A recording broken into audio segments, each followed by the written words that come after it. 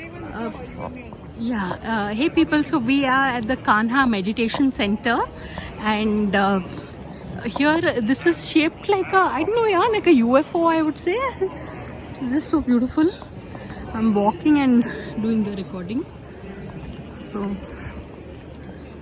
this is how it is. And we were looking for satellite 1. Need to be here. Represents deep relaxation of the autonomic nervous system. So there's two things that are very important in this. Number one is that this represents self-regulation of the internal state. The ability to control internal function, both physical, physiological, as well as psychological. Why is that important? Because in modern medicine, that construct is not very prominent. In modern medicine, the doctor does something to